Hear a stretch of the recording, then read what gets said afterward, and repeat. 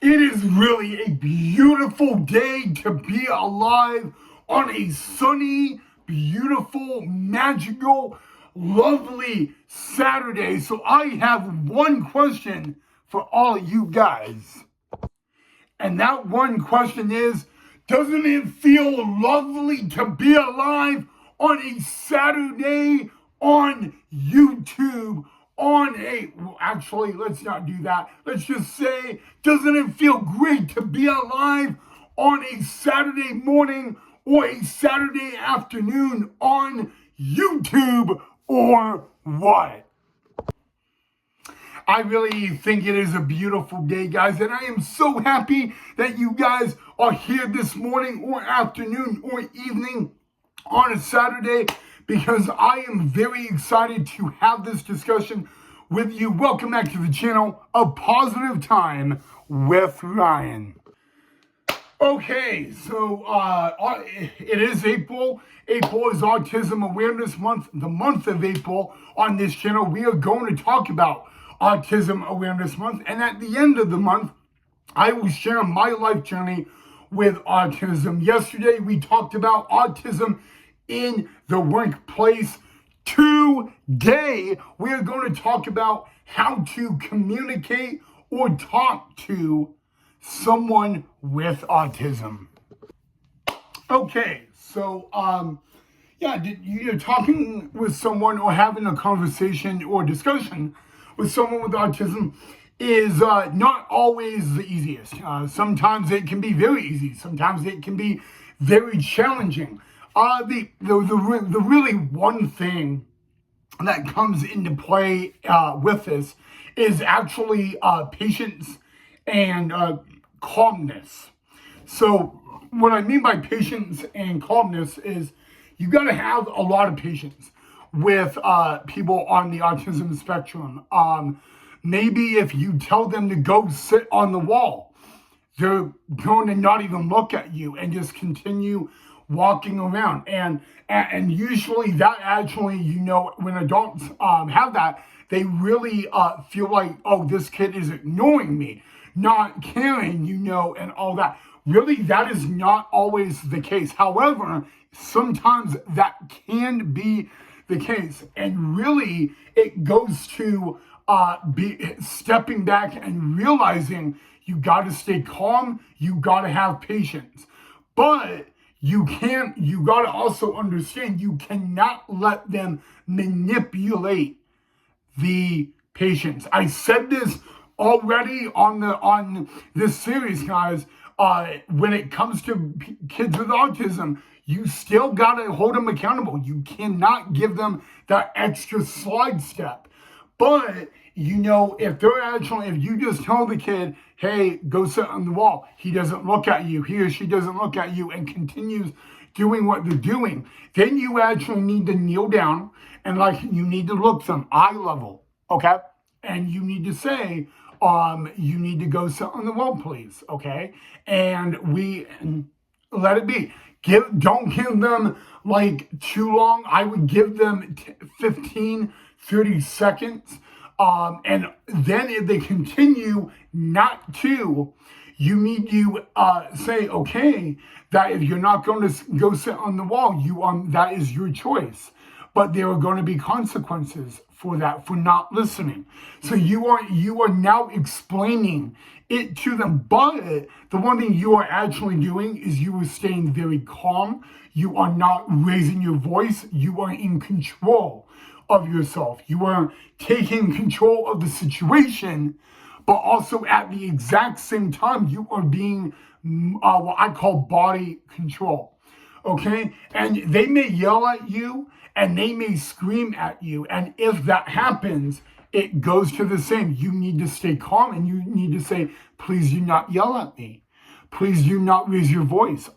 You need to say, I'm not yelling at you. I'm having a calm conversation with you, and I am not raising my voice, and you should not be yelling at me. Okay, so you are still in control of the situation. However, you are still at a calm level. So the reason you need to actually be calm and not raise your voice is because a lot of people with autism are very, very sensitive to loud noises. Again, this comes back to a fire alarm, an alarm in itself, yelling, voice, that is sensitive to them. And when you raise your voice because they're not listening to you, what does that do? Well, it actually, now you have a trust problem because I don't think they will trust you again, or it will be very difficult for you to get their trust back. So that is the key number one you got to know. Number two is they could have a meltdown because simply you were yelling at them. Okay, but I want you to know if you are going to lose it, you need to find someone else to take control. Okay, because I want you to understand that yelling at someone with autism, it is never a good solution, and I can tell you, it will not end well. I have seen I have been yelled at by in daycare, for not like cleaning up my mess, and they yell at me, and I threw Legos across the room and I put a hole in the wall. And when I put a hole in the wall, I actually was hitting my head against the wall. So, again, that goes back to that they yelled and I overreact. I mean, yes, I did overreact. My mom did not yell at me. My dad did not yell at me. But the one thing is that it is very important to know how to talk to someone with autism. Maybe you are explaining something to them and you have to explain it in a different way, or you just gotta understand patience, okay? But like I also said, do not let them take manipulation or advantage of you giving them a lot of grace, as I call it, okay? But okay, so hold your ground, but don't let them manipulate that, okay? But make sure at the same time, you're staying calm and you're staying in control of the situation, okay? Okay, so now how to talk to someone with autism when they are having behavior. Maybe we need to use when they are hitting their head. When they are hitting their head, number one is to actually clear the situation. What I mean by that is if there's anybody close, get them out of it, okay? Get them far away. I want you to understand that now that's actually happened. Again, this is just an example. Now you can have a conversation and they're hitting their head and okay, I'm going to say silly Sally. Silly Sally is hitting their head, okay? What's wrong? You just need to go up, say what's going on. Okay, and she may hit her head. Now remember, guys, if they're hitting their head, does that mean they are trying to tell you something? A lot of times, yes. They just don't know how to say it, or they're afraid to say it. And again, there's nothing wrong with that. But you just gotta, if you're the one talking, you need to stay at a safe distance. You do not want to intervene and get hurt, all right? But you are also keeping them followed, which means you are making sure that if they're doing this, they are not going near people. They are not leaving the area.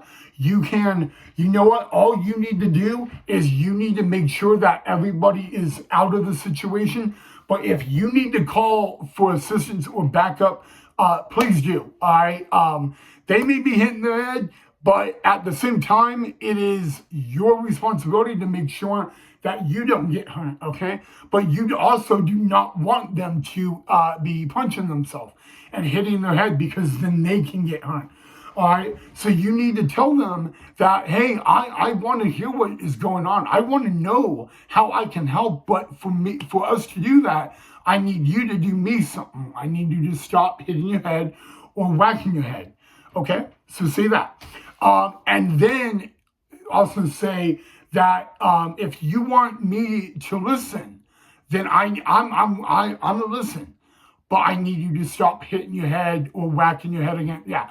So you're telling them that in order for us to go down the road of helping you, you have to stop what you're doing. Okay. And if they stop, and I'm like, you know what? I'm like, if you want me to stay back, I will stay back. If you want me to, sorry, my dogs are barking, but I'm willing to. But I'm not going to, you're also going to have to let them know, I am not going to allow you to continue hitting your head or whacking your head. So you need to make that number one priority, okay? But at the same time, like I've been saying, you need to be at a calm level. The more you can stay calm, the more you can, be in what I call self-control and be calm, there's a better chance that maybe they will stop doing what they're doing, and literally it will end in a great way. And if you're able to do that, then it's a win, because you know what? I guarantee you they will listen, because you're showing that you care about them, and you're also staying calm, which is very, very tough to do. Okay, not everybody can actually do that, but I want you to keep this in key. Doesn't mean you are staying calm, does not mean you can let them manipulate. All right. So if they're breaking a rule, a kid with autism breaking the rule, hold them accountable, but you don't need to yell at them. That's really the point. Stay calm, understand. Maybe even if you saw them hit a kid and you put them in timeout, validate their feelings. Don't just say, why did you do it? You can say, you can say that, yeah, you're going to be in timeout for hitting this kid, but I want to know your side of the story. And I want you to be very careful on how you phrase it. Of course you can say, well, what happened? But you can say, I want to know what happened, and I want to know your side of the story.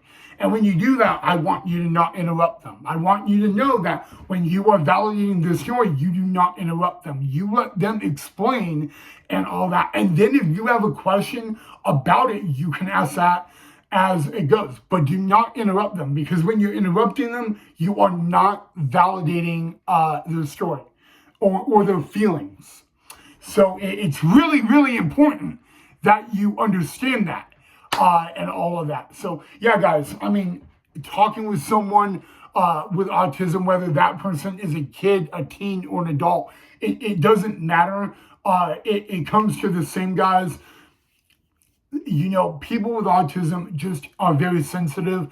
Shouting and yelling, that goes in the category as a loud noise, and they just get very, very sensitive to that. Not every person like that is like that, but some aren't, and it's just important for you guys to know that, number one. So, but you know what, guys? I also want you to understand that you won't always understand every scenario with an autistic person. You won't, okay? And it is okay to tell them that I don't understand, but I want you, I would love to know, and I would love to find out. And you are literally saying that, hey, I want to know how I can help you. Right now, I don't understand this, but I would love you to explain it to me. So, you're saying that, yeah, I don't understand your situation, but I would love to know and find out and know how I can help you further down the road. So make sure you do that, guys. But, talking with someone with autism, not always easy, not always challenging. Sometimes it is hard, and sometimes it really is not. But if it's not tough, there's probably a level of trust. And, trust goes a long way, ladies and gentlemen. It just goes a long way. So, yeah. I really think that is a great place to stop. So, all right, guys. If you guys enjoyed the video, make sure you hit that like and that thumbs up. Do not forget to subscribe to the channel if you have not done so already, guys. I'm so happy that I can give you guys stuff to how it can help you with someone with autism. But again, guys, at the end of the month, I will be sharing my life journey with autism, and that is going to be a topic and a video You guys will not want to. I don't know what my dogs are barking at, so I do apologize. And if you guys have any questions regarding my life experience, or if there's anything in general you need me to give you more advice about, feel free to leave it down below in the comment section. Other than that, guys, I hope you are all having a beautiful Saturday so far. Have a safe rest of your Saturday. I will see you guys right back here tomorrow on Sunday for our next episode.